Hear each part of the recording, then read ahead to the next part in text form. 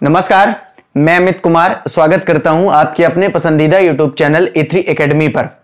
तो बच्चों, आज हम लोग बात करेंगे आय व्यय खाते के बारे में, क्योंकि आय व्यय खाते की थ्योरी हम लोगों ने बात कर ली है। आज हम लोग सवालों की ओर बात करेंगे आय व्यय खाते की। तो चलिए, सवालों को पढ़ने से पहले कुछ बेसिक इंफॉर्मेशन मैं आपको दे दूं। काफी सारे बच्चों के मन में एक डाउट्स है कि सर, जो इंग्लिश की क्लासेस सुबह टाइम होती है डेली 8 बजे, तो क्या इसके चार्ज अलग से लगेंगे? इसके चार्ज बिल्कुल अलग से नहीं लगेंगे। देखिए, आज सेकंड क्लास थी, दो तीन चार क्लासेस और अभी YouTube में पढ़ेंगी, मतलब कि जो सभी बच्चे देख सकते हैं। उसके बाद केवल आप ही लोग देख सकते हो, या तो आगे चलकर जो बच्चा नई परचेज करेगा वो देख सकता है। तो आप लोगों को उसके लिए अलग से पैसे पेड नहीं करने पड़ेंगे। आप लोगों ने जो 300 रुपया पेड किए होंगे अब तक, तो हालांकि मैंने मांग की नहीं है, बस आप पढ़ते जाइए, आपको मैसेज मिल जाएगा कब पेड करना है पैसे। तो आपने अगर 300 रुपया पर मंथ पेड किए हैं तो एक माह में आपको इंग्लिश और अकाउंट दोनों फ्री में मिलेगी। इसका मतलब बच्चों, इंग्लिश का अलग से पैसा नहीं लगेगा कभी भी, वो अकाउंट के साथ ही आपको मिल रही है 300 रुपया में। ठीक है, हालांकि 4 से 3-4 एक हफ्ते तक मैंने बताया था कि वो क्लासेस यूट्यूब में भी मिलेंगी, यानी आप वीडियो को उसको शेयर भी कर सकते हैं। एक हफ्ते के बाद वो प्राइवेट हो जाएगी, केवल आप लोग उसको देख सकते हैं जिन लोगों ने इसको परचेज किया हुआ है। तो 300 में इंग्लिश और अकाउंट दोनों मिलेगी, पहली बात। दूसरी बात यह है कि काफी सारे बच्चों को मैसेज आता है कि सर, आपको पेमेंट कैसे करना है। देखिए, आप पेमेंट फोन पे भी कर सकते हैं, अगर आप पेटीएम चलाते हैं तो आप पेटीएम में भी कर सकते हैं। आपको अकाउंट नंबर दे दिया जाएगा, वहां पे भी पैसे डाल सकते हैं। या तो अगर आप लोकेलिटी सतना के हो, मुझे जानते हो, तो आप घर आके भी पैसे दे सकते हैं। ठीक है, इसमें कोई दिक्कत नहीं है। बस एक चीज नहीं होगी कि मैं घर आके पैसे लूंगा या मेरा कोई आदमी सतना में जाकर आपसे पैसे लेने वाला है। तो ये काम आप कर सकते हैं। तीसरी बात यह है कि आप जब भी फोन पे करेंगे या पेटीएम करेंगे, आपको बताया जाएगा, अभी बिल्कुल पेमेंट नहीं करना, आपको इंफॉर्मेशन दी जाएगी। तो जब भी आप फोन पे या पेटीएम या किसी अकाउंट से पैसे डालेंगे मेरे अकाउंट में, तो आप लोगों को बताना पड़ेगा। जैसे हो सकता है कुछ लोग अपने नाम से फोन पे चलाते हो, कुछ लोग किसी, जैसे कि कुछ लोगों के भैया का नाम कुछ हो, उसके से उन्होंने पैसे डलवाए, या कुछ ने किसी दुकानदार के उसमें से जाकर के पैसे डलवाए 300। तो याद रखना बच्चा, उनका नाम आपको व्हाट्सएप में मुझे मैसेज करना पड़ेगा कि सर, आज आपके खाते में 300 आए हैं, जो कि फला नाम से अकाउंट में आए होंगे, वो मेरा अकाउंट है। ठीक है, तो ये चीज का विशेष आपको ध्यान रखना पड़ेगा। अगर आपका खुद का फोन पे पेटीएम है तब तो चीजें चलेंगी, क्योंकि वहां पे नाम आपका सेव है।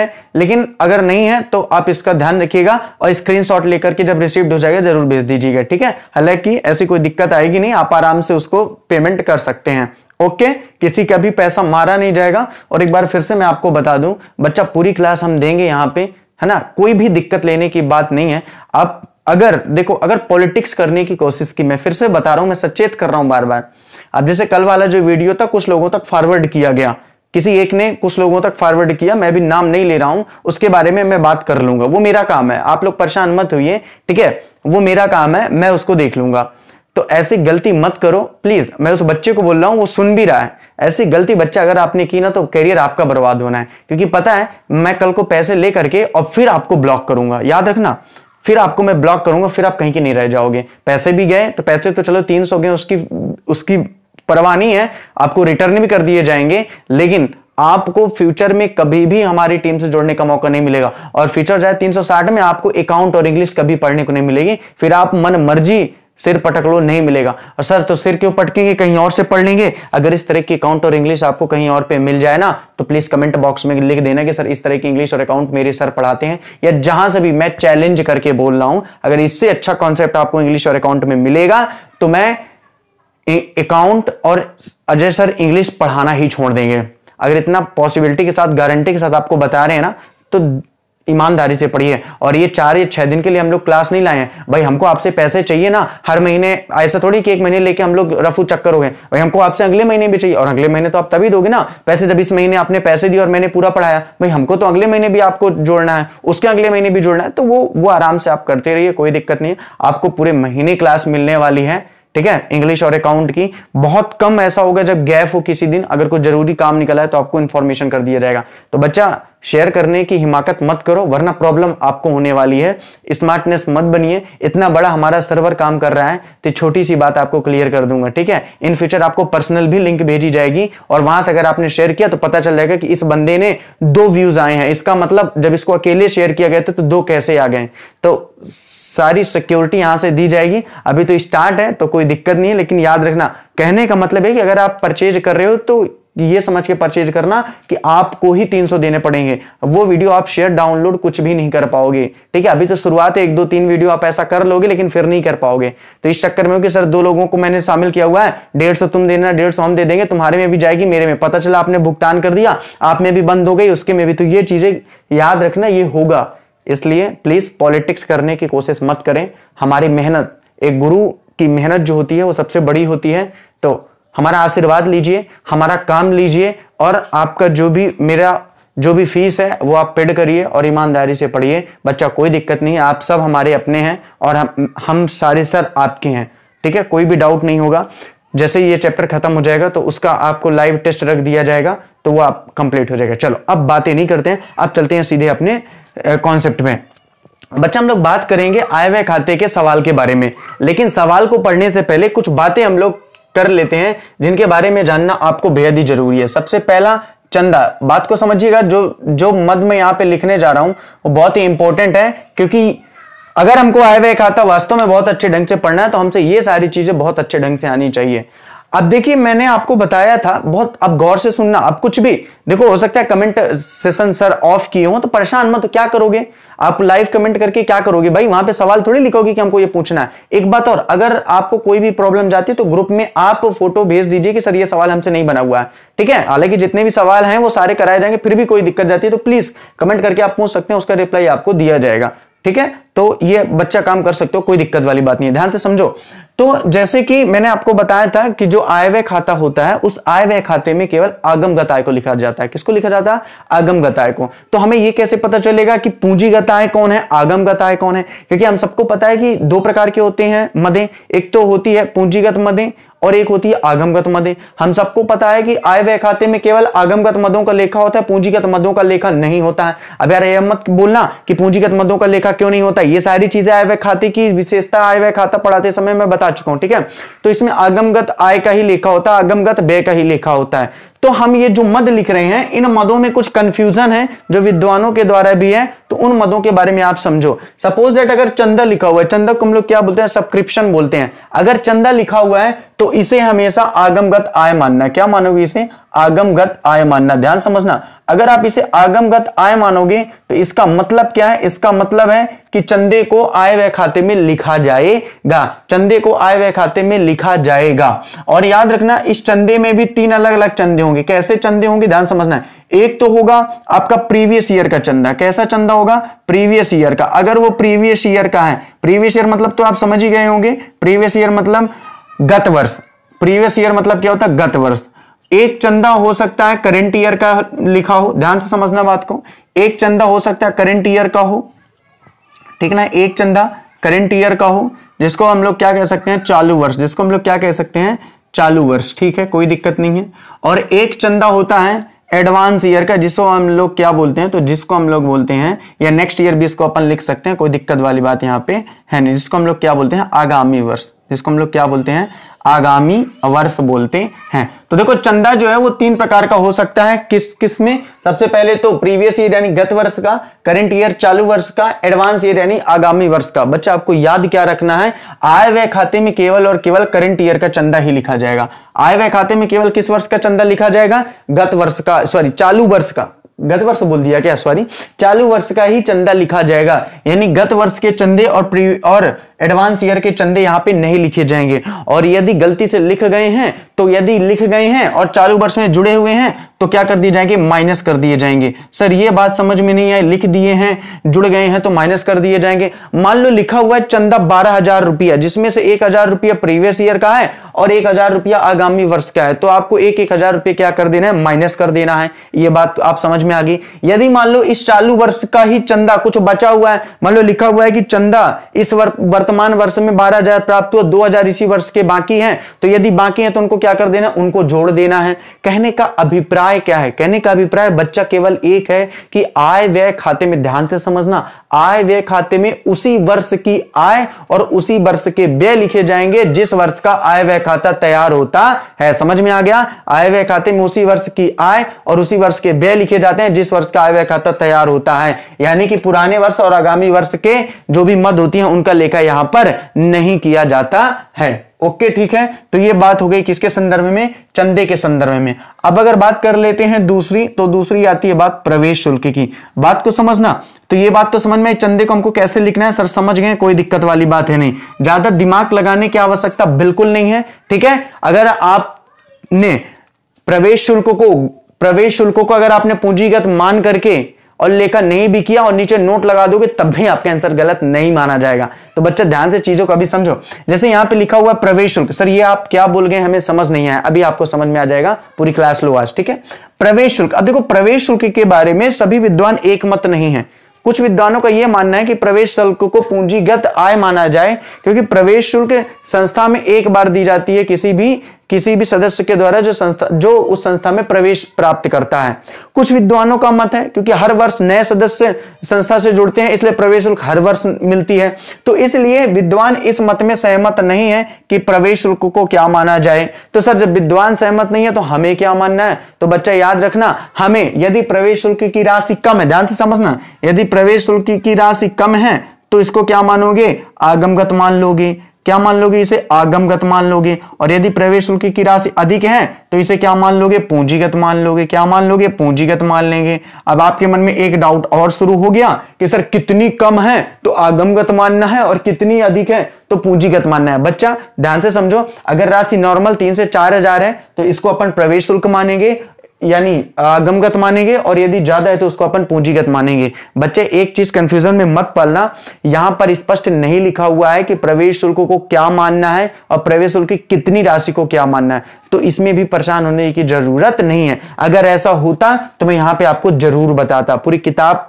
को पढ़ डालने नहीं मिलेगा आपको ये चीज, ठीक है, कि प्रवेश शुल्क को क्या माना जाता है। अब ये दो चीजें हो गई, ठीक है, दोनों चीजों को हमने समझ लिया। सर अगर चंदा है तो चंदा भी एक आगमगत आय है, और अगर प्रवेश शुल्क है तो प्रवेश शुल्क भी एक आगमगत आय है। तो यदि प्रवेश शुल्क की राशि कम है तो इसको हम लोग क्या मानते हैं, आगमगत आय मानते हैं। अब देखिए बात करते हैं तीसरी, तो तीसरा है दान। तीसरा क्या है, तीसरा है दान। दान मतलब क्या होता है, डोनेशन। दान मतलब क्या होता है, डोनेशन। प्रवेश शुल्क मतलब एंट्रेंस फीस था, ठीक है, दान मतलब डोनेशन। अब देखो दान प्रमुखतः 2 प्रकार का होता है, दान प्रमुखतः 2 प्रकार का होता है। सबसे पहले अगर बात की जाए तो सामान्य दान, सबसे पहले अगर बात की जाए तो सामान्य दान, और दूसरा होता है विशिष्ट दान। दूसरा क्या होता है, विशिष्ट दान। विशिष्ट दान मतलब जैसे बिल्डिंग बनवाने के लिए ही पैसा दे दिया गया। विशिष्ट दान मतलब कि बहुत बड़ा एक हॉस्टल बनाने के लिए पैसा दे दिया गया, तो ये विशिष्ट दान कहलाता है। अब देखो सामान्य दान भी 2 प्रकार का होता है। एक तो होगा इसमें बहुत कम राशि का दान किया जाएगा, यानी कि न्यूनतम राशि दी जाएगी, और एक होता है बहुत ज्यादा राशि का दान किया जाएगा, बहुत ज्यादा राशि का दान किया जाएगा। अब बच्चा इसमें जो हमारा आगमगत होता है वो होता है बहुत कम, उसमें क्या होता है, बहुत कम। यानी कि दान के संबंध में ये बातें कही गई हैं कि सामान्य दान को हम आगमगत आय मानते हैं, लेकिन कब, जब वो राशि बहुत कम होती है। अगर राशि अधिक होती है तो इसे भी पूंजीगत आय मानते हैं, और इस विशिष्ट दान को तो पूंजीगत आय मानते ही हैं। तो बच्चा आपको यहां पर क्या याद रखना है कि दान में विशिष्ट दान पूंजीगत आय होती है, और यहां पर बहुत ज्यादा भी पूंजीगत आय होती है। और बच्चा यदि पूंजीगत होती है तो इनका लेखा आय व्यय खाता बनाते समय नहीं करना होता है। क्यों, क्योंकि आय व्यय खाते में केवल और केवल आगमगत आय का ही लेखा किया जाएगा, ना कि पूंजीगत आय का लेखा किया जाएगा। ये सारी बातें बच्चा मैं बता चुका हूं, ठीक है। तो ये कंफ्यूजन मत पालना, ये कंफ्यूजन खुद किताब में है, खुद इस चैप्टर में है, तो इसलिए इसमें दिक्कत लेने की ज्यादा जरूरत आपको नहीं है। तो ये दान के संदर्भ में हो गई। आपने क्या पढ़ा, आपने पढ़ा कि सर जो चंदा होता है उसमें जो पुराने वर्ष का अगर चंदा मिल गया है उसको घटा देंगे, जो एडवांस वर्ष का चंदा मिल गया उसको भी घटा देंगे। सर जो प्रवेश शुल्क होता है, यदि प्रवेश शुल्क की राशि कम है तो उसको आगमगत आय मान के जोड़ देंगे। और अगर बात की जाए दान की, तो यदि सामान्य दान है और उसकी राशि कम है तो उसको क्या कर देंगे, आगमगत आय मानकर जोड़ देंगे। अब अगर बात करते हैं चौथी बात को समझते जाना एक एक तरफ से, ठीक है। पुराने संपत्ति की बिक्री, किसकी बात करते हैं, पुराने संपत्ति की बिक्री। जब हम लोग सवाल लगाएंगे तो ऑलरेडी आपको चीजें कंफर्म हो जाएंगी। पुराने संपत्ति की बिक्री, बच्चे याद रखना, जो पुराने संपत्ति की बिक्री होती है, जो पुराने संपत्ति की बिक्री होती है वो प्राप्ति भुगतान खाते में लिखी जाती है। और प्राप्ति भुगतान खाते बस में नहीं लिखी जाती, वरन ये पूंजीगत आय होती है। ये कैसी आय होती है, ये पूंजीगत आय होती है। इसका मतलब क्या है, इसका मतलब सीधा सा है सर कि पुराने संपत्ति की बिक्री को, इसका मतलब सीधा सा है सर कि पुराने संपत्ति की बिक्री को कभी भी हम आगमगत आय में नहीं लिखेंगे। इसका मतलब यह कि पुराने संपत्ति की बिक्री को हम कभी भी आगमगत आय में नहीं लिखेंगे। क्यों? क्योंकि पुराने सामान की जो बिक्री होती है, पुरानी संपत्ति की जो बिक्री होती है, वो पूंजीगत आय मानी जाती है। तो यहां पे मैंने इसको मेंशन क्यों किया? बच्चा याद रखना, अगर पुराने सामान को बेचने से कुछ लाभ या हानि हुआ है, बच्चा ध्यान से टॉपिक को याद रखना, ठीक है। देखो मैं हर बात को बहुत छोटे तरीके से बताने का प्रयास करता हूं, आपको पूरा लेक्चर मुझे सुनना है। काफी सारे बच्चों ने कल कमेंट किया कि सर हमको लाइव कमेंट नहीं मिली इस वीडियो में। क्या करोगे यार लाइव कमेंट करके? वहां पर क्या हाय हेलो बोलने के लिए थोड़ी क्लास ज्वाइन कर रहे हो? ध्यान से बच्चा सुनो ना, लाइव क्लास है, बिल्कुल शाम को 7 बजे हुए हैं, ठीक है, कोई दिक्कत वाली बात नहीं है। अब तो ज्यादा टाइम हो गया है, 7 बजे ही क्लास होती है, बस 1-2 मिनट कभी 4 मिनट पहले आपको लिंक भेज दी जाती है, मतलब कि उसी टाइम पे कभी मैं 5 मिनट पहले आ गए तो पहले आ गई, या तो फिक्स 7 बजे है तो 7 बजे, लेकिन आप उसके बाद भी जब भी चालू करोगे तो शुरुआत से ही आपको मिलेगा। ये प्रोसेस यहां से कर दी गई है।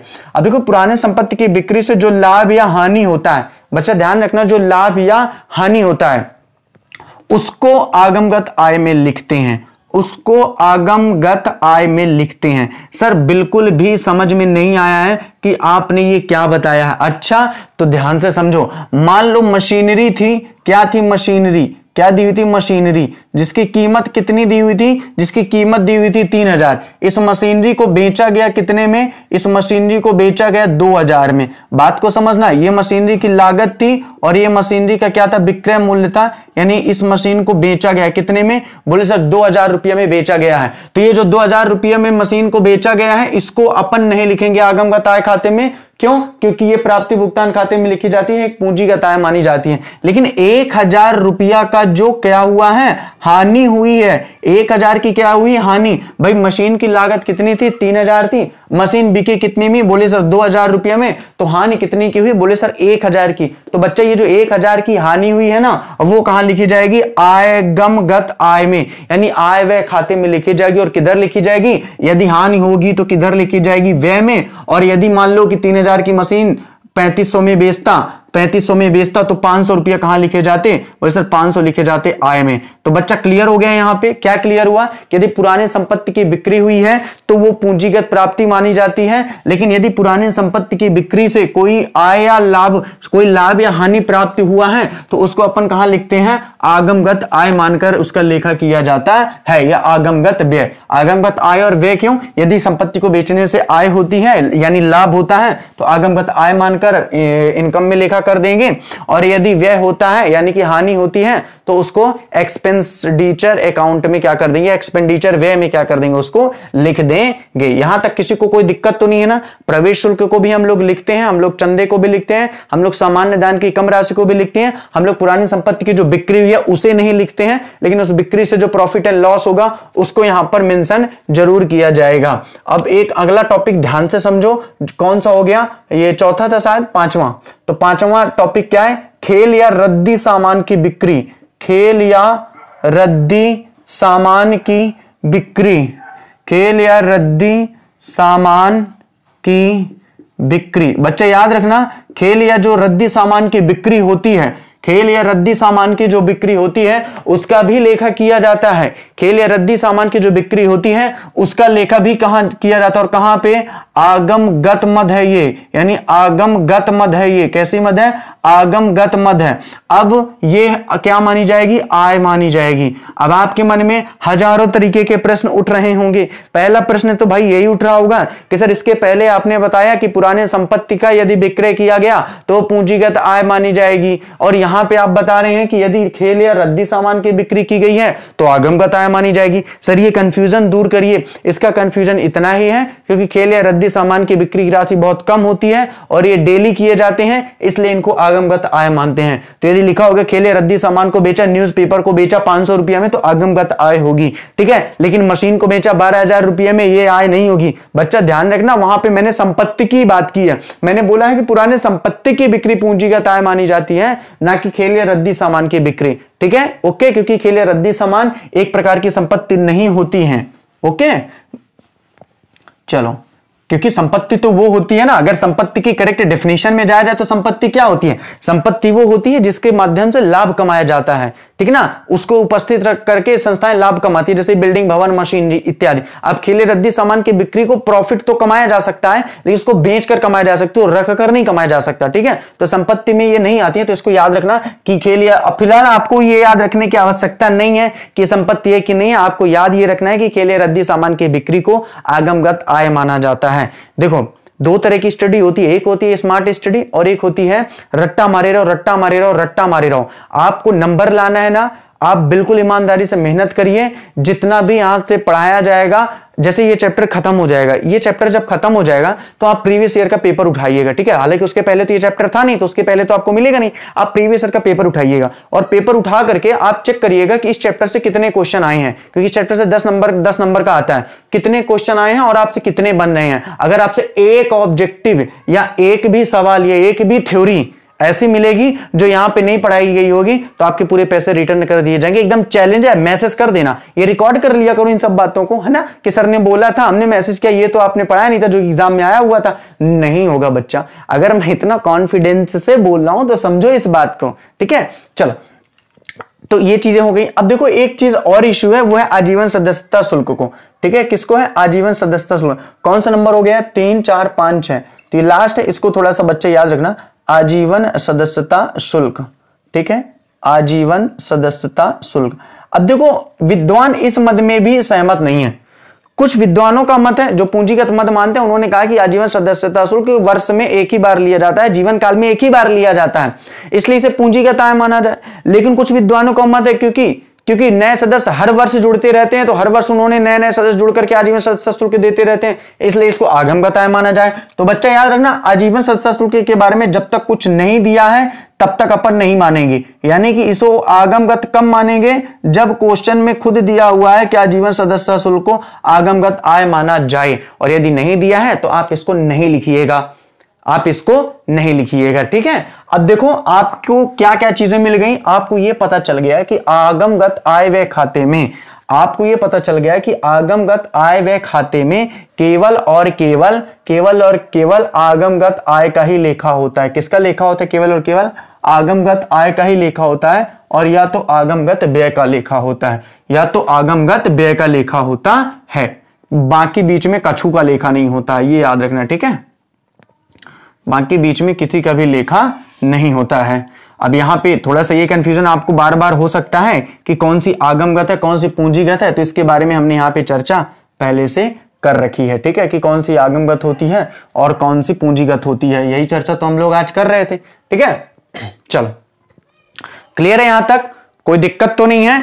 थोड़ा सा आपको प्रॉब्लम हो सकती थी कि सर ये बता दीजिए, फिर से एक बार डाउट है मन में कि आगमगत और पूंजीगत जो मदें हैं, कुछ चीजों को लेकर डाउट है आपको। डाउट आजीवन सदस्यता शुल्क के बारे में है। भाई मैंने क्या बताया कि आजीवन सदस्यता शुल्क के बारे में यदि नहीं लिखा है तो उसको पूंजीगत मानना है, यदि आगमगत लिखा है तो आगमगत मान लेना है, प्रवेश शुल्क को आगमगत मानना है, चंदे को आगमगत मानना है, दान यदि बड़ी राशि में है, विशिष्ट दान है तो उसको पूंजीगत मानना है, अगर सामान्य दान है, कम पैसा है तो आगमगत आय मान लेना। अब यदि वो आगमगत है तो आय व्यय खाते में लेखा होगा, और यदि नहीं है तो लेखा नहीं होगा। खेल या रद्दी सामान की बिक्री है तो उसको आगमगत आय मान लेना है, पुराने संपत्ति की बिक्री है तो उसे पूंजीगत आय मान लेना है। यार हद है यार, इससे ज्यादा आप क्या पढ़ना है? चलो सीधे सवाल पे आओ, फालतू के क्वेश्चन दिमाग में कर रहे हो। सवाल अभी देखो, नहीं बनेगा तो बताना फिर। हाँ चलो, तो चलते हैं अपने क्वेश्चन नंबर 10 में। आज का कौन सा नंबर है? क्वेश्चन नंबर 10 है। 1 से लगाकर और क्वेश्चन नंबर 9 तक के सारे सवाल बच्चा आप लोगों को बताए जा चुके हैं, और आज हम लोग बात करेंगे क्वेश्चन नंबर 10 की। क्वेश्चन नंबर 10 सर स्क्रीन पे शो कर दीजिए, तो ध्यान से देखिए, स्क्रीन पे क्वेश्चन नंबर 10 शो हो रहा होगा, ठीक है। तो चलिए पहले इसको लिख लेते हैं। एक्सपेंडिचर अकाउंट यहां पे होगा अमाउंट, और यहां पे होगा इनकम। चीजें बदल गई हैं, वहां पे रिसिप्ट पहले होता था, ठीक है, यहां पे इनकम बाद में होगा, इनकम और अमाउंट। ओके ठीक है, आगे क्या दिया हुआ है? लिखा हुआ है 31 मार्च 2018 को समाप्त होने वाले वर्ष के लिए एक समिति के निम्नलिखित विवरण है। समिति का नाम नहीं लिखा हुआ तो भाई नहीं लिखा हुआ तो कोई दिक्कत वाली बात नहीं है, आप सीधे यहां पे क्या लिख लो, income and expenditure, income and expenditure account for the year ending, for the year ending 31 March 2018 for the year ending 31 March 2018। यहां तक किसी को कोई दिक्कत नहीं है। चलो अब देखो बात को समझना, ठीक है। पहले दिया हुआ किराया दिया, भाई किराया क्या है, इनकम है कि एक्सपेंडिचर है, किराया एक्सपेंडिचर है। और भी चीजें आपको मिलेगी, लेकिन बच्चे यहां पे एक चीज आपको याद ये रखना है कि नोट कर लेना है कि किसमें आदत है, किसमें पूर्व है, किसमें उपार्जित है, किसमें अनुपार्जित है, ठीक है। क्यों ऐसा कर रहा हूं मैं, बात को समझो। नीचे लाइन जब अपन पढ़ते हैं किराया, भाषण, प्राप्त चंदा, फुटकर व्यय, विनियोग पर ब्याज, विज्ञापन में, छपाई में, उसके बाद लिखा हुआ है समिति के पास। ये लाइन इंपॉर्टेंट है। क्यों इंपॉर्टेंट है, बात को समझो। समिति के पास कंपनी के 1000 रुपया ले 10.4% ऋण पत्र हैं, यानी जहां पे विनियोग लिखा हुआ होगा, जहां पे विनियोग लिखा हुआ होगा वहां पर अपन को क्लिक कर लेना है। तो हमने क्या टिक कर लिया, हाँ भैया हमको इन्वेस्टमेंट पर क्लिक कर देना है। क्यों, क्योंकि इन्वेस्टमेंट में समायोजन है, यदि समायोजन है तो वहां पे रकम यहां मत लिख देना, अंदर लिखना, ठीक है। आगे दिया हुआ है कि 800 रुपये किराया, तो यहां पे भैया हमने गेस कर लिया भाई रेंट भी क्या है, इसमें भी क्या है भाई समायोजन है। फिर आगे क्या दिया हुआ है, तथा 900 रुपये छपाई पर अदत्त है। प्रिंटिंग भी हमने क्या कर लिया, यहां पे मेंशन कर लिया। सर ये क्या आप कर रहे हैं, अभी आपको समझ में आ जाएगा कि मैं ये क्या कर रहा हूं, ठीक है। ये तीनों में क्या है, समायोजन है और इनका लेखा यहां पर होगा। अब क्यों, बात को समझो। जैसे पहले दिया हुआ है रेंट कितना दिया हुआ है, 2100 रुपया। अब जैसे यहां पे हमने लिखा टू रेंट, हमने क्या लिखा, टू रेंट 2100। अब बच्चा आप यदि सवाल पढ़ रहे हो तो डायरेक्ट आप 2100 यहां लिख दोगे, लेकिन यदि आपने पूरा सवाल पढ़ लिया तो आपको पता चलेगा अरे रेंट में तो समायोजन है, यानी कि कुछ ना कुछ पैसा जुड़ेगा या तो कुछ ना कुछ घटेगा। तो हमें 2100 रुपये कहां लिख देना है, हमें 2100 रुपये कॉलम के अंदर लिखना है, यानी इस कॉलम के अंदर, इस कॉलम के अंदर नहीं लिखना है। अब देखो बाद में हमने जब देखा रेंट के बारे में तो नीचे लिखा हुआ है कि जो रेंट है वो 800 रुपया और छपाई में 950 रुपया अदत्त है, यानी कि किराया क्या है, अदत्त है। और आप सबको पता है कि अदत्त व्ययों को हम लोग क्या करते हैं, जोड़ देते हैं। अदत्त व्ययों को हम लोग क्या कर देते हैं, जोड़ देते हैं। बच्चा प्लीज कंफ्यूजन में मत आना। मैं जब आय व्यय खाते की विशेषता पढ़ा रहा था तो मैंने आपको बताया था कि आय व्यय खाते बनाते समय अदत्त व्ययों को जोड़ दिया जाता है और पूर्वदत्त व्ययों को घटा दिया जाता है। क्योंकि किराए में अदत्त व्यय था इसलिए हमने क्या कर दिया, जोड़ दिया। इसका मतलब क्या था, इसका मतलब ये था कि किराया वास्तव में 31 मार्च 2018 यानी उस वित्तीय वर्ष का कितना था, 2900 का, कितना था, 2900 था, जिसमें 2100 तो दिया हुआ था, 800 रुपया उस वर्ष नहीं दिए हुए थे तो अगले वर्ष देगा, लेकिन किराया तो इसी वर्ष का है ना। अच्छा यहां मैटर ये बिल्कुल नहीं करता है कि इस वर्ष मिला कि नहीं मिला, अगर वो उस वर्ष का किराया है, नहीं भी मिला तो उसको यहां पे जोड़ देंगे, ठीक है। तो यहां पे कितना कर दिया बच्चा, हमने 2900 कर दिया। क्लियर है, यहां पे कोई दिक्कत तो नहीं है ना। अब देखो अगर वहां पे हम मेंशन नहीं किए होते तो हम पहले 2100 यहां लिखते हैं और जब सवाल पूरा पढ़ डालते हैं और एक किराए में तो 800 रुपया संयोजन था, फिर उसको यहां काटते फिर यहां लिखते, तो ऐसी गलती हमें नहीं करना है, ठीक है। यही तो मैं आपको बता रहा हूं कि बनना बड़ी बात नहीं है, क्वेश्चन को करना कैसे एग्जाम हॉल में ये बड़ी बात है। और ये भी यहां पे बताया जा रहा है, ध्यान से मेंशन करना। अगर आप छोटी छोटी चीजों को मेंशन करोगे मेरी जो मैं यहां पे बता रहा हूं तो बच्चा यकीन मानो आपसे कभी कोई गलती नहीं होने वाली है, 1% आपसे गलती नहीं होगी, ठीक है। चलो आगे यदि बात की जाए तो क्या लिखा हुआ है, भाषण से आय, इनकम फ्रॉम लेक्चर। अब देखो सिंपल सी बात है, आय है तो इनकम में ही होगी, तो income from lecture, income from lecture, ठीक है। इस कितनी है, तो इनकम फ्रॉम लेक्चर दी हुई है बच्चा आप में 23,200, कितनी दी हुई है, 23,200, ठीक है, कोई दिक्कत नहीं है। इनकम फ्रॉम लेक्चर दी हुई है 23,200 रुपया, ठीक है, ओके। आगे क्या दिया हुआ है, आगे दिया हुआ है आपको प्राप्त चंदा, सब्सक्रिप्शन। अच्छा बाई इनकम फ्रॉम लेक्चर लिखना था, बाई नहीं लिखा क्या, ओके रुक जाओ, बाई बाई लिख देता हूं, ठीक है, by income from lecture, okay sorry, by income from lecture. फिर उसके बाद क्या है, subscription, by subscription, by subscription. Subscription मतलब क्या होता है, चंदा, ठीक है। सब्सक्रिप्शन मतलब क्या होता है, चंदा। अच्छा चंदा कितना दिया हुआ है, तो चंदा दिया हुआ है आपका 11,000 रुपया। चंदा कितना दिया हुआ है, 11,000 रुपया। कॉलम के अंदर लिखेंगे कि बाहर, कॉलम के बाहर लिखेंगे। क्यों कॉलम के बाहर लिखेंगे, क्योंकि सिंपल सी बात है, चंदे के बारे में कोई भी संयोजन हमको ऊपर नहीं दिया हुआ है, यानी वो जो नीचे है वहां पे नहीं दिया हुआ है, ऊपर का मतलब मैंने यहां पे बताया कि नहीं है, हमको पता चल गया। आगे क्वेश्चन ने क्या बोला हुआ, फुटकर व्यय, रिटेल एक्सपेंसेस, चूंकि वे हैं तो किधर आएंगे, इधर आएंगे, टू रिटेल एक्सपेंसेस। क्या रिटेल एक्सपेंसेस के बारे में कोई समायोजन है, बच्चा समायोजन का मतलब होता है कि क्या उसमें आउटस्टैंडिंग है, क्या उसमें प्रीपेड है, क्या उसमें उपार्जित है, क्या उसमें अनुपार्जित है, ये एडजस्टमेंट होते हैं। तो कहीं पे भी नहीं है भाई, तीन ही तो है, रेंट का है, प्रिंटिंग का है और किसका है, इंटरेस्ट ऑन इन्वेस्टमेंट का है। तो रिटेल एक्सपेंसेस की राशि कितनी दी हुई है, बोले सर ये दिया हुआ है 1,000, तो भाई 1,000 है तो 1,000 जल्दी से यहां पे लिख दो, कोई दिक्कत वाली बात है नहीं। आगे क्वेश्चन दिया हुआ है इंटरेस्ट ऑन इन्वेस्टमेंट। कल किसी बच्चे ने बोला था कि sir interest on investment expense होगा कि आय होगा, तो भाई इंटरेस्ट ऑन इन्वेस्टमेंट तो हमेशा क्या होगा, तो इंटरेस्ट ऑन इन्वेस्टमेंट तो आय ही होगा। क्यों आय होगा भाई, समझ लो थोड़ा सा, समझो थोड़ा सा, चीजें आप समझे नहीं हो। इन्वेस्टमेंट मतलब क्या होता है, विनियोग। विनियोग का मतलब हमने अपना धन कहीं पे लगाया हुआ है, उसको विनियोग कहते हैं, ठीक है। जैसे कि शेयर मार्केट होता है, जैसे कि मान लो शेयर मार्केट में आपने 10,000 रुपये लगाया, वहां से जो आपको ब्याज मिल रहा है वो क्या है, आय है भाई। इन्वेस्टमेंट किया तो पैसा आया, आय है, इंटरेस्ट ब्याज है, तो ब्याज क्या कहलाएगी, आय कहलाएगी। अब इसके बारे में आपको समायोजन है, क्योंकि यहां पे मैंने लिखा हुआ है, तो इसकी राशि को कॉलम के अंदर लिखना है, कितना, यानी 3800 रुपया। तो आपको 3800 रुपया कहां पे लिखना है, कॉलम के अंदर, ठीक है। कुछ समायोजन है, इसको अपन कर लेते हैं। देखो लिखा हुआ है कि समिति के पास कंपनी के 10,000 रुपये वाले 4% ऋण पत्र है। समझना थोड़ा सा इस बात को, ठीक है, अच्छे समझना।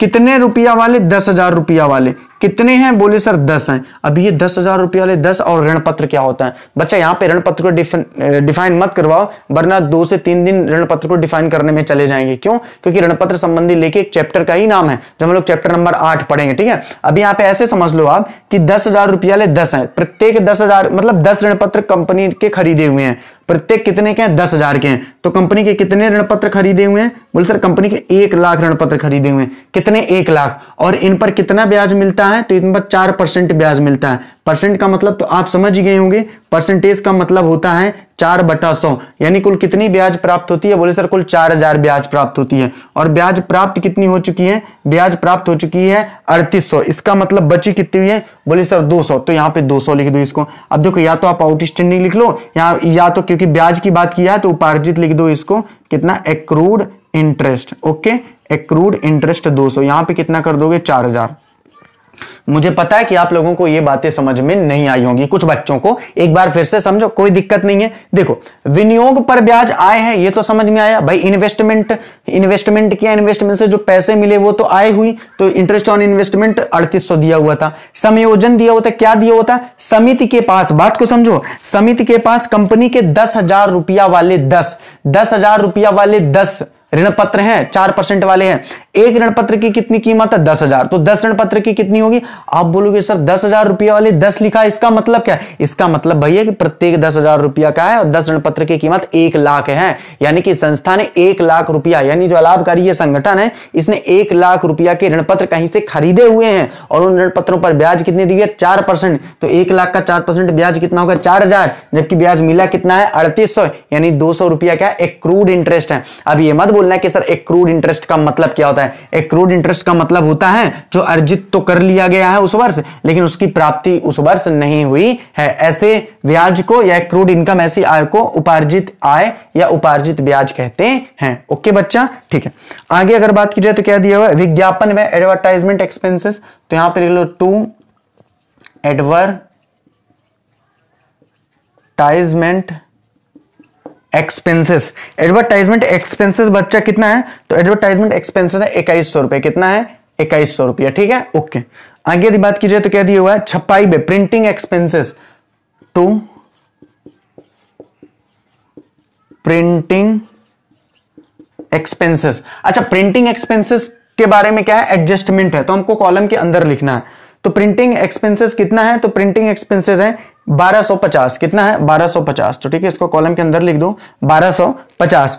अब नीचे देखो लिखा हुआ है कि चपाई में 950 अदत्त हैं, और अदत्त हैं तो क्या होगा, प्लस। सर माइनस कहां होगा, जहां पूर्व दत्त होगा, जहां पे क्या होगा, पूर्व दत्त, वहां पे क्या होगा, माइनस। कितना अदत्त हैं, बोले सर 950 अदत्त हैं। तो 950 यहां पे क्या कर दो, जोड़ दो, ठीक है। टोटल कर दो, कितना हो गया, 0, 5 5 10, 9 2 11, 1 12 और 1 1 2, कितना हो गया, बोले सर ये 2200 आ गया। कितना आ गया, बोले सर ये 2200 आ गया। ठीक है, कोई दिक्कत वाली बात नहीं है। अगर 2200 आ गया तो अपन 2200 लिख देते हैं यहाँ पे। अब क्या करना है, अब कुछ भी नहीं करना है, आय को व्यय से या व्यय को आय से घटा देना है। इसका मतलब सर, इसका मतलब यह है कि क्या अधिक है ये देख लो और उस मद को उससे घटा दो। सर प्राप्ति भुगतान खाता जैसे अपन पढ़ते थे तो उसमें प्राप्ति ही ज्यादा होती थी, तो ऐसा तो नहीं यहाँ पे भी आय ज्यादा होगी, ऐसा बिल्कुल नहीं है। हालांकि ज्यादातर सवालों में आय ही ज्यादा मिलेगी, लेकिन इसका एक कतई मतलब नहीं है कि आय हमेशा ही ज्यादा होती। ठीक है, तो यहाँ पे तो देख के ही लग रहा है कि 2900, 1000, 2100, 2200 है और वो 23200 है, तो आय ही ज्यादा होगी। इनको सब आप जब जोड़ लोगे तो कितना हो जाएगा, बोले सर ये हो जाएगा 0 0 2 3 4 4 8 2 1 3, 38,000 कितना हो गया, 200। कितना आ गया ये, 38,200। जल्दी से उसको माइनस कर दो 38,200 को, तो यहां पे क्या आ जाएगा, बोलिए यहां पे आ जाएगा 2 सरप्लस। क्या आ गया यहाँ पे, 2 सरप्लस। इन सबको जोड़ो तो 0 0 9 1 10 2 12 2 3 2 5 2 7 1 8 8200। तो सिंपल सी बात है, कितना आ जाएगा सरप्लस आपका? 30,000। आ गया उत्तर? बिल्कुल आ जाएगा। कहां जाएगा? नहीं आएगा तो 30,000। यहां पे कितना हो जाएगा? 38,200। अच्छा, आप में से काफी सारे बच्चे मेरे से पूछ सकते हैं कि सर आपने यहाँ पे सरप्लस क्यों लिखा? बच्चा मैंने आपको बताया हुआ था कि यदि आय अधिक होगी, बात को समझो, यदि आय अधिक होगी और व्यय क्या होंगे? कम होंगे, तो जो अंतर की राशि है वो क्या कहलाएगी? वो अंतर की राशि कहलाएगी सरप्लस। क्या कहलाएगी? सरप्लस। या जिसको हम लोग हिंदी में क्या नाम दिए थे? अधिक। क्या नाम दिए थे? अधिक। और यदि इसके उल्टा होता, व्यय अधिक होते, आय कम होती, तो बाई साइड होता क्या? डिफिशियंसी, जिसको हम लोगों ने क्या नाम दिया था? कमी। तो ये तो क्लियर हो गया। ठीक है, अब बताओ इस सवाल में कहां पे ऐसी प्रॉब्लम गई जो आपसे नहीं बनता? बहुत ही सिंपल था सवाल था ना बच्चा, समझ में आ गया ना क्या करना है भाई? जो जो एडजस्टमेंट है, फिर से समझो बात को, जो जो एडजस्टमेंट है उन सबको यहां पे क्या कर लेना? नोट कर लेना है। और उसके बाद क्या करना है? एडजस्टमेंट को नोट करने के बाद जब आप उन मदों को लिखेंगे तो इस कॉलम के अंदर लिखेंगे, ताकि सवाल की काटपीट ना हो। काफी सारे बच्चे मैं देखता हूं, पता है क्या करते हैं? उन्होंने एडजस्टमेंट, अब चूंकि वो नीचे एडजस्टमेंट लिखा हुआ है तो बच्चे क्या करेंगे? एडजस्टमेंट को नीचे तक जाएंगे। पता चला उन्होंने पूरा रेंट लिख दिया 2100 यहां, और रिटेल एक्सपेंसेस तो ठीक है, उन्होंने प्रिंटिंग भी 1250 यहां लिख दी, उन्होंने इंटरेस्ट इन्वेस्टमेंट भी 3800 करा। और बाद में जब वो समायोजन में नीचे जाते हैं तो उनको पता चलता है अरे यहां पे तो समायोजन था, यानी 800 रुपया आउट स्टैंडिंग था। उनको पता होता है कि आउट स्टैंडिंग है तो क्या होगा? प्लस होगा। उनको पता होता है आउट स्टैंडिंग प्रिंटिंग है तो प्लस होगा। अगर वो पढ़ने वाला है तो पता ही होगा। लेकिन आप क्या करें? फिर यहां से 2100 काटेगा, फिर यहां लिखेगा, तो वो थोड़ा सा कॉपी आपकी गलत दिखेगी ना। बोर्ड एग्जाम की भी काट पीट नहीं करना है, तो बच्चा इस तरीके का ही आपको करना है। समझ गया में आ गया आप सभी लोगों को? ठीक है, चलें अपने अगले क्वेश्चन में। चले तो चलते हैं अपने अगले क्वेश्चन में। तो इसको आप स्क्रीनशॉट ले लो जल्दी से, मैं इधर आ गया, या आप स्क्रीनशॉट इसको खींच लो, या तो आप इसको मेंशन कर सकते हो, कोई दिक्कत वाली बात है नहीं। मैं इसको मिटा रहा हूं, मैं चल रहा हूं अपने अगले क्वेश्चन में। ठीक है बच्चा, कोई दिक्कत वाली बात नहीं है, यहां पे कोई भी दिक्कत वाली बात नहीं है। आपको पूरी पीडीएफ भी मिलेगी, लेकिन पीडीएफ मिलने का कतई मतलब नहीं है कि आप लोग क्वेश्चन को क्यों करो, अरे सर जी तो पीडीएफ दे ही रहे हैं। क्योंकि कोशिश किया करो कि सवाल अपने से भी करने का प्रयास किया करो। ठीक है, भले यहां पे मैं करा दे रहा हूं, एक बार फिर से अपने से किया करो और फिर सोचा करो हाँ हमसे बन रहे हैं सवाल की नहीं बन रहे हैं। ठीक है, अब जैसे 1 नंबर से लेकर 10 नंबर तक सवाल हो गए, तो आप किसी भी टाइम घर पे खाली बैठिए, भाई खाली तो बैठे ही हो, तो किसी भी सवाल को आप उठाओ और लगाना चालू कर दो। ठीक है, 1 से 10 के बीच में। चलो तो लगा दीजिए सर आज का अपना अगला क्वेश्चन, क्वेश्चन नंबर 11। बच्चा जल्दी से देखो, क्वेश्चन नंबर 11 आपकी स्क्रीन पे शो हो रहा होगा और मिला लीजिए आप उसमें। ठीक है, ओके। क्वेश्चन नंबर 11 क्या बोल रहा है? तो क्वेश्चन नंबर 11 बोला हुआ है कि 31 मार्च 2018 को समाप्त होने वाले वर्ष के लिए साहित्य समिति के निम्नलिखित विवरण हैं। साहित्य समिति क्या, तो आप यहां पे लिख लेना साहित्य समिति लिमिटेड। ठीक ना, आगे कोई दिक्कत नहीं है। फिर वह इनकम एंड एक्सपेंडिचर अकाउंट लिखा ही है for the year ending 31 March 2018, क्योंकि डेट तो सेम वही दी हुई है। अब बात को समझो, लिखा हुआ प्राप्त चंदा, विनियोग पर ब्याज, भाषण से आय, किराया दिया, फुटकर व्यय हुआ, विज्ञापन हुआ, छपाई व्यय हुआ, ये सब चीजें हमें लिखने से पहले हम देख लें हमारे पास एडजस्टमेंट किनका है। समझ गए आप लोग ना? तो पहला ही है समिति के पास नेशनल लाइब्रेरी। नेशनल लाइब्रेरी का मतलब क्या? हमारे पास इंटरेस्ट ऑन इन्वेस्टमेंट का एडजस्टमेंट है। किसका है? इंटरेस्ट ऑन इन्वेस्टमेंट का। ठीक है, हमको याद रहेगा। दूसरा दिया हुआ है 31 मार्च को किराया का है, यहां पे भी किसका है? रेंट का है। और फिर किसका है? यहां पे भी प्रिंटिंग का है। प्रिंटिंग का मतलब आप समझ गए होंगे, छपाई का व्यय। यानी ये सारे व्यय जब हमको लिखने हैं वो कॉलम के इधर साइड लिखने हैं, क्योंकि इस पर कुछ ना कुछ राशि या तो जोड़ी गई होगी या तो क्या की गई होगी? घटाई गई होगी। ठीक है बच्चा, कोई दिक्कत वाली बात नहीं है। भाई इसको एक्सपेंडिचर को तो सही लिख दें, मिटा हुआ। ठीक है, दिख रहा। ओके, तो सबसे पहले है प्राप्त चंदा। यहां पे कोई दिक्कत नहीं है, डायरेक्ट लिखो इसको by subscription received. By subscription received. Sir एक बात बताइए, आपने एक बात बोली थी कि चंदा अगर प्रीवियस का है या आगामी का तो घटाती है जोड़ती है, वो क्या भाई? यहां पे सब्सक्रिप्शन के बारे में क्या कुछ दिया हुआ है? सीधे नहीं दिया हुआ, तो इसका मतलब इसी वर्ष का है। कितना दिया हुआ सब्सक्रिप्शन? 1650, तो सीधे लिख दे बच्चा 1650, कोई दिक्कत वाली बात नहीं है। ठीक है, ओके, करेक्ट है। ठीक है, आगे दिया हुआ विनियोग पर ब्याज, इंटरेस्ट ऑन इन्वेस्टमेंट। भाई विनियोग मतलब होता है इन्वेस्टमेंट, ब्याज मतलब होता है इंटरेस्ट। इंटरेस्ट ऑन इन्वेस्टमेंट, तो इंटरेस्ट ऑन इन्वेस्टमेंट कॉलम के अंदर लिखना है कि बाहर लिखना है? बोले सर कॉलम के अंदर लिखना है। क्यों कॉलम के अंदर लिखना है? बोले सर इसलिए कॉलम के अंदर लिखना है क्योंकि इसमें क्या है? समायोजन है। कितना दिया हुआ? बोले सर 570, तो यहां पे 570 लिख लो, कोई दिक्कत नहीं कॉलम के अंदर। ठीक है, अब क्या इन्वेस्टमेंट है ध्यान से समझो। इंटरेस्ट ऑन इन्वेस्टमेंट के बारे में दिया हुआ है कि समिति के पास नेशनल लाइब्रेरी के 1500 रुपया वाले कितने, 1500 रुपया वाले कितने हैं, बोले सर 10 हैं, यानी कि 10 हैं और प्रत्येक 1500 का है, तो यानी कितना है, बोले सर 15,000 रुपये के ऋण पत्र हैं और उन पर कितना रेट दे रहा है, 4%। तो 4% की दर से यदि रेट दे रहा है इंटरेस्ट तो कितना देगा, बोले सर 600, कितना हो जाएगा, बोले सर 600, और मिला कितने, बोले सर 570, यानी कि कितना एक्रूड है, तो एक्रूड इंटरेस्ट कितना है, बोले सर एक्रूड इंटरेस्ट है 30, तो टोटल कितना हो जाएगा 600। अब ये मत बोलना कि सर 30 कहां से आ गया, भाई एक बात बताओ, इंटरेस्ट ऑन इन्वेस्टमेंट कितना है, तो इंटरेस्ट ऑन इन्वेस्टमेंट 600 का है। अब ये 600 कहां से आया, क्योंकि 1500 रुपया वाले थे, प्रत्येक 10 थे, हिंदी में 10 लिखा हुआ, बच्चा ध्यान से देख ले हिंदी में, तो प्रत्येक 1500 रुपया वाले 10 थे, तो यानी 15,000 रुपया का ऋण पत्र लिया हुआ है। ऋण पत्रों पर ब्याज कितना मिल रहा है, 4% मिल रहा है, ऋण पत्रों पर ब्याज मिलता है, अंश पत्रों पर लाभांश मिलता है, ठीक है, आगे हम लोग बात करेंगे। तो ऋण पत्रों पर कितना है, 15,000 गुणे 4 यानी 600 रुपया, यानी ऋण पत्रों पर ब्याज कितना मिला, इंटरेस्ट ऑन इन्वेस्टमेंट विनियोग पर 600, ऊपर कितना मिला 570, तो कितना बाकी है 30, क्यों, क्योंकि टोटल तो 600 मिलना चाहिए था, समझ गए। अब ये 30 क्या था, बोले सर एक्रूड था, एक्रूड का मतलब जो अर्जित तो किया गया है लेकिन अभी तक प्राप्त नहीं हुआ है, कोई दिक्कत नहीं है।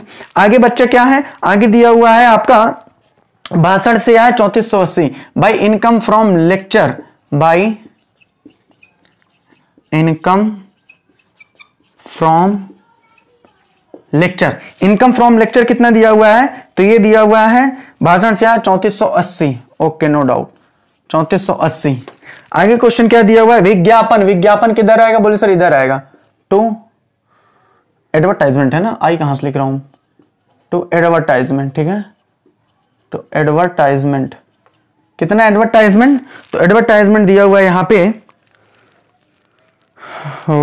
अच्छा पहले किराया है, चलो ठीक है, एडवर्टाइजमेंट भी है, हालांकि पहले किराए की बात कर लेते हैं, टू रेंट के बारे में। अच्छा इससे कोई मतलब नहीं है कि पहले क्या है, अगर मतलब हमको लिखना एक्सपेंडिचर में है बस, कोई दिक्कत नहीं है। अब जैसे यहाँ पे एडवर्टाइजमेंट मैंने लिख दिया तो मिटाने की जरूरत नहीं है कि पहले तो रेंट दिया है, क्योंकि एडवर्टाइजमेंट भी है। अब जैसे आपने इंटरेस्ट ऑन इन्वेस्टमेंट पहले अगर लिख दिया तो कोई इशू नहीं है, सर अगर हमने इनकम फ्रॉम लेक्चर यहाँ लिख दिया सब्सक्रिप्शन है, कोई दिक्कत नहीं है, समझ गया ना, आपको लिखना बस आय में है, व्यय में ना लिख देना, ये दिक्कत है। चलो तो किराया कितना है, बोले सर 315, तो चलो पहले 315 लिख देते हैं कॉलम के अंदर। क्यों कॉलम के अंदर, क्योंकि आपको पता है कि किराए में क्या है, एडजस्टमेंट है, और किराए के बारे में क्या बोला हुआ, किराया भी क्या है, अद्वितीय कितना 120, तो प्लस कर दो यहाँ पे आउटस्टैंडिंग। आउटस्टैंडिंग मतलब क्या होता है, सारा कुछ बताया जा चुका है पिछले लेक्चर में।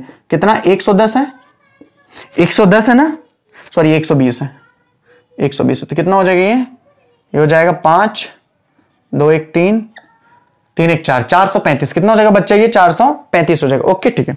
आगे यदि बात की जाए तो क्या दिया हुआ है रेंट के बाद, तो रेंट के बाद आपका दिया हुआ है फुटकर व्यय, टू किसके बाद, फुटकर व्यय कितने दिए हैं, 150 दिए हुए हैं, कितने दिए हुए हैं, 150 दिए हुए हैं, ठीक है, तो इसको लिख दीजिए फुटकर व्यय 150 टू सन्ड्री एक्सपेंसेस, ठीक है, या इसको रिटेल एक्सपेंसेस भी बोलते हैं, याद रखना रिटेल, ठीक ना, ये तो विविध व्यय हो गया, रिटेल लिख दो। चलो इसका फुटकर का सही शाब्दिक अर्थ होता है रिटेल, ठीक ना, रिटेल, और होलसेल मतलब समझ गए होगे, है ना, होलसेल। तो रिटेल एक्सपेंसेस कितना दिया हुआ है, बोले सर ये दिया हुआ है 150, चलो 150 यहां पे लिख दो। आगे क्वेश्चन ने दिया क्या, विज्ञापन, अब देखो विज्ञापन यहां पे मैंने लिखा हुआ था, विज्ञापन कितना लिखना है अपन को, 310, तो 310 यहां पे लिख दो, ठीक है। आगे क्या अपन को लिखना है, बोले सर छपाई लिखना है, छपाई व्यय, तो प्रिंटिंग एक्सपेंसेस, तो प्रिंटिंग एक्सपेंसेस कितना है, प्रिंटिंग एक्सपेंसेस ये है आपका 152, कितना 152 कॉलम के अंदर, क्योंकि क्या है एडजस्टमेंट है, कितना एडजस्टमेंट है, बोले सर आउटस्टैंडिंग, आउटस्टैंडिंग का मतलब जोड़ देना है, आउटस्टैंडिंग का मतलब क्या होता है, जोड़ देना अद्वितीय व्यय, क्यों, क्योंकि आप सबने पढ़ रखा है कि अद्वितीय व्यय को क्या करते हैं अपन, जोड़ देते हैं, ठीक है, आउटस्टैंडिंग एक्सपेंसेस, ठीक है। कितना आउटस्टैंडिंग एक्सपेंसेस 144 रुपया है, कितना है 144, जल्दी से ऐड कर दो, 4 2 कितना हो जाएगा 6 9 4 13 1 1 2 1 3, कितना हो गया 336, कितना हो गया 336, नो डाउट ना, ठीक है 336 हो गया, ठीक है, कोई दिक्कत नहीं आनी चाहिए वैसे मेरे को इस सवाल को समझाने में और ना आपको समझने में। भाई सिंपल सा सब्सक्रिप्शन था 1650 लिख दिया, इंटरेस्ट ऑन इन्वेस्टमेंट समझ में आ गया, 1500 रुपया वाले थे 10 थे यानी 15,000 थे, 4% पर थे तो 600 इंटरेस्ट हुआ, जबकि 570 मिला 30 बचा हुआ है, 600 टोटल हो गया। इनकम फ्रॉम लेक्चर 3480 था, चंदा इतना दिया हुआ था, एडवर्टाइजमेंट इतना था, रेंट इतना था, आउटस्टैंडिंग था प्लस कर दिया, रिटेल इतना था, प्रिंटिंग इतना था, आउटस्टैंडिंग था तो अपन ने क्या कर दिया प्लस कर दिया। बच्चा जल्दी से जोड़ के घटा दो, इसको आप जोड़ोगे तो टोटल कितना आएगा, बोले सर ये आएगा 0 8 5 13 6 6 12 12 4 16 16 आएगा, ठीक है। 3 1 4 1 5 कितना आ गया? 5630। कितना आ गया? 5630। एक सेकंड फिर से एक बार कर लो, ये प्लस ना, 8 5 13, 6 6 12, 4 16, 3 1 4, 3 4 16, एक 17 भी तो रहा होगा, 17 सॉरी भाई, 6 6 12 4 16, 8 5 13 क्या हासिल? 5730, ठीक है। और यहां पे क्या आ जाएगा? 2 सरप्लस, 2 सरप्लस, ठीक है। इनको जोड़ लो जल्दी से, तो कितना आ गया यहाँ पे? 6 5 11, 1 3 1 4 4 5 4 9, 3 12, 1 13, 3 6 3 4 4 8, 3 11, 1 12, 1231। घटा दो इसमें 5730 में, तो कितना आ जाएगा? 10 में 1 गए 9, 13 में 4 गए 9, 7 में 3 गए 4 और 5 में गए 4, 4499। कितना रहा? 4499। ओके, कंफर्म है यहाँ पर, कोई दिक्कत नहीं आप लोगों को? चलो ठीक है। कितना आ गया? 4499। ये आपका क्या आ गया? सरप्लस। ये आपका क्या आ गया? सरप्लस आ गया। ओके है, क्लियर है यहाँ पे? चले, चलो तो आज के लिए इतना काफी है। कल हम लोग और परसों 2 दिन के अंदर ये चैप्टर खत्म हो जाएगा। उसके बाद इसका जल्दी से टेस्ट हो जाएगा। जिस दिन खत्म होगा उसी दिन टेस्ट हो जाएगा, अलग से टाइम दे करके। और फिर अपन चलेंगे अपने नए चैप्टर में, साझेदारी में। कोई भी दिक्कत नहीं है, कुछ भी इश्यू नहीं है। आपका सिलेबस 3 महीने के अंदर कंप्लीट होगा, इसकी गारंटी मैं ले रहा हूं, ठीक है। अभी तो स्टार्ट है तो चीजें इसलिए थोड़ा स्लो भी जा रही हैं, लेकिन उसके बाद धीरे धीरे रफ्तार अपन पकड़ लेंगे। क्योंकि अभी आप 11वीं के बाद 12वीं की अकाउंट में आए हैं, तो आपको पता तो चले कि 12वीं के अकाउंट है किस तरह की। कोई दिक्कत वाली बात नहीं है। 15 अगस्त के बाद तो लोग स्कूलों में भी पढ़ाई चालू करते हैं, और आपने भी पढ़ाई चालू कर दी है, ठीक है। तो यहां पे रेगुलर होगा, सब कुछ होगा, परेशान मत हो। लेकिन वहां पे आपको स्कूल में भी जाना पड़ता था और फिर अलग से ट्यूशन भी जाना पड़ता था। यहां पे ना तो आपको स्कूल जाना पड़ेगा ना ही ट्यूशन, बस इसी को देखना पड़ेगा, ठीक है। तो कल हम लोग फिर मिलते हैं।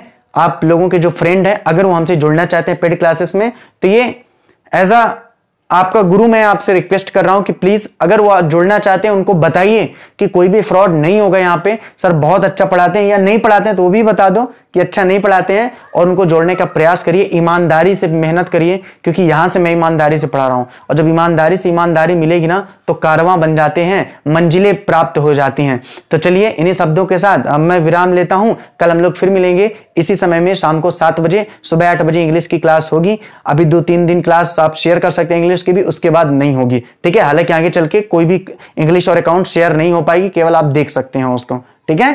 ओके, काम चल रहा है, हो जाएगा वो। चलो ठीक है, थैंक यू।